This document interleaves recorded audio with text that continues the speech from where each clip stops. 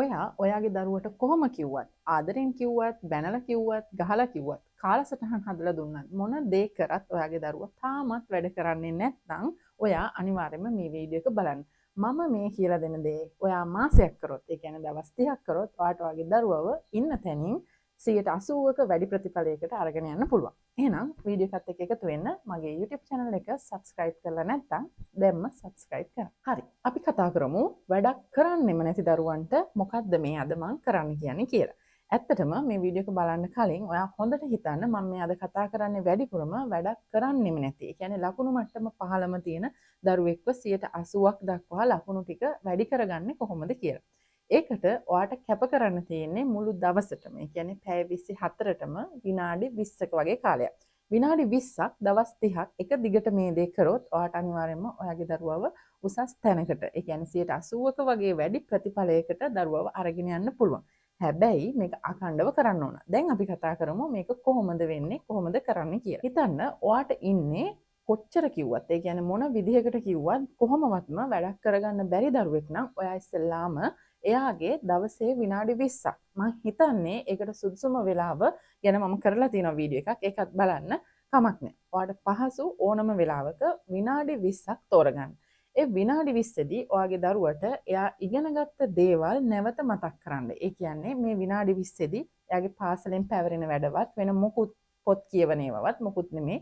එයාට එයා ඉගෙනගත්ත දේවල් නැවත මතක් කරන්න තමයි මේ විනාඩි 20 යොදාගන්නේ. එතකොට මම උදාහරණයක් විදිහට ගත්තොත් අපි හිතමුකෝ දරුවෙකුට පරිමිතිය වගේ පාඩමක් එයාට පාඩම් කරන්න ඕන නම් එයා ඒ පරිමිතිය කියන පාඩම ඉස්සෙල්ලාම නෝට් එකක් කියවලා මේ කාලය හරිම වැදගත්. ඒ කියන්නේ විනාඩි 20කට වඩා වැඩි වෙන්න ඕනේ කොහොමවත්ම. මොකද මම මේ කතා කරන්නේ වැඩක් කරන්නෙම නැති දරුවෝ ගැන. එතකොට විනාඩි 20ක වගේ කාලයක් තෝරගෙන ඒක පැයක්වත් එහෙම නැත්නම් විනාඩි 20ට වඩා අඩු කාලයක්වත් නෙමෙයි විනාඩි 20 තමයි. එතකොට විනාඩි 20 අරගෙන ඔයාට පුළුවන් මම අර උදාහරණයක් විදිහට ගත්ත අපි හිතමුකෝ පරිමිතිය වගේ පාඩමක් ගත්තොත් ඉස්සෙල්ලා මේක කියවලා ඊට පස්සේ මේකේ තියෙනවනේ ගණන් ටිකක් හදන්න. ආන් ඒ ගණන් ටිකත් කොලයක හදලා පුංචි කොටසක් මේ විනාඩි 20 ඇතුළතදී එයා පාඩම් කරනවා. ඊට පස්සේ අපි කවුරු හරි කියන්නේ ගෙදර ඉන්න කෙනෙක් එයාට ඒක හොඳටම කරගත්තද කියලා පොඩි චූටි ඇගයීමක් කරනවා. ඒ කියන්නේ ප්‍රශ්න කීපයක් අහනවා. එහෙම නැත්නම් ප්‍රශ්න කීපයක් ලියලා දෙනවා ඒ චූටි කොටසින්. එතකොට එයා ඒක හරියටම කරලා නම් එයාට මේ ප්‍රශ්න වලට උත්තර දෙන්නත් පුළුවන්. මේ ප්‍රශ්න වලට පිළිතුරු ලියන්නත් පුළුවන්. ඒ පළවෙනි දවසේ.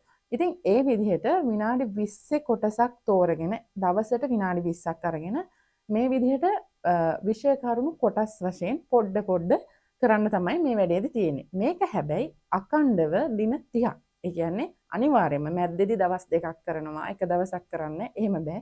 දවස් 30ක් අනිවාර්යයෙන්ම විනාඩි 20 ගානේ කරන්නම ඕන. මම අර ඉස්සෙල්ලත් කිව්වා වගේ දවසට විනාඩි 20ක කොටසක් තමයි තෝරගන්න ඕන. ඒක කොහෙත්ම විනාඩි 20කට වඩා වැඩි කරන්න යන්න එපා. ඒක එතකොට වෙන්නේ අපි අර ලොකු විල් පව එකක් දාලා පටන් ගන්නවා. හැබැයි වැඩේ දවස් 2-3කින් වැඩේ කරන්න බැරි ගානකට එනවා. ඒ නිසා විනාඩි 20 කියන එක අපි එලාම් එකක් තියලා හරි එහෙම නැත්නම් ඔරලෝසුවක් බලලා පැහැදිලිව 20ක් ගත්තාම ඇති. ඊට පස්සේ ඒ විනාඩි 20 තෝරගන්නකොට දවසේ එකම වේලාවක් තෝරගන්නවා නම් හොඳයි. ඒ කියන්නේ උදේ 7ට නම් ඔයා මේ වැඩේ කරන්නේ. එහෙම නැත්නම් උදේ පාන්දර 5ට නම් හැමදාම දවස් 30ම පාන්දර 5 කියන වෙලාව තෝරගන්නවා නම් හොඳයි. අතපසු වෙන්න පුළුවන් දවසක් දෙකක්. හැබැයි දින 30න් වැඩි දවස් ප්‍රමාණයක් එකම වේලාවක් තෝරගන්නවා නම් තමයි මේකේ වැඩි ප්‍රතිඵල හම්බ වෙන්නේ. හැබැයි අපි මේ මොන දේවල් කොහොම කතා කරත් අපි මේක ප්‍රායෝගිකව කරන්නේ නැත්නම් තවත් එක සවන් දෙන වීඩියෝ එකක් විතරක් වෙනවා මේක.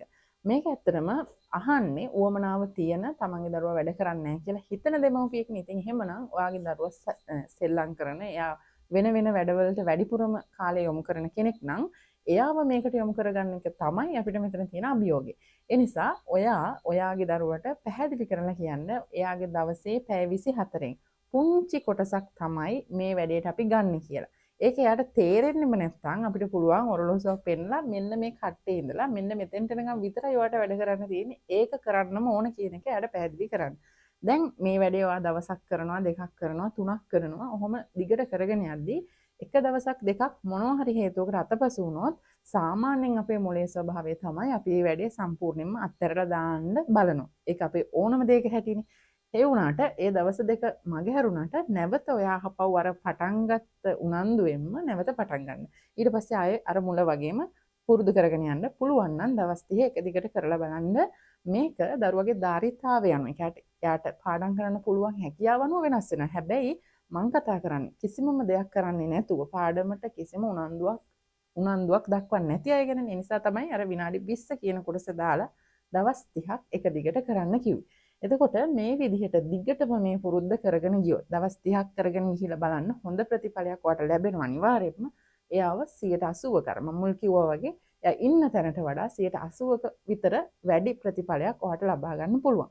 හැබැයි මේකට දෙමව්පියෝ විදිහට ඔයාට තියෙන්න ඕන හොඳ උනන්දුවක් සහ මේ ගැන කැපකිරීමක්. මොකද මම දැකලා තියෙනවා සමහර ගොඩක් අයට අර දරුවා කරන්නේ නැති වුනහම දවසක් බලනවා, දෙකක් බලනවා, තුනක් බලනවා වැඩේ දරුවට කලින් දෙමව්පියෝ අතාරින්න බලනවා. හැබැයි ඔයා එහෙම අතහැරියොත් ඔයාට මේ වැඩේ කොහොමවත්ම කරගන්න බැරි වෙනවා.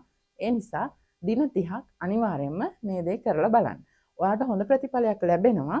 අනිවාර්යයෙන්ම මේක සටහනක් තියාගෙන පටන් ගත්ත දවස ලියාගෙන දින 30ක් කරලා බලලා මට අනිවාර්යයෙන්ම කමෙන්ට් එකකින් කියන්න කොහොමද දරුවගේ වෙනස කියලා. එහෙනම් මම අද කතා කරේ කිසිමම දෙයක්. ඒ කියන්නේ මුකුත් වැඩ කරන්නේ නැතුව කම්මැලි අමතක වෙන වැඩවලට හිත යොමු කරන දරුවෙක් ඉන්නවනම් එයාව මේ අධ්‍යාපනය කියන ට්‍රැක් එකට කොහොමද දාගන්නේ කියලා. එහෙනම් ඔයාට මේ වීඩියෝ එක වටිනවා කියලා හිතනවා නම් අනිවාර්යයෙන්ම අපිට කමෙන්ට් එකක් දාන්න. ඒ වගේම මගේ දිව්‍යාංජලි ජෝෂිකා YouTube channel එක subscribe කරන්න. ගිහින් එන්න.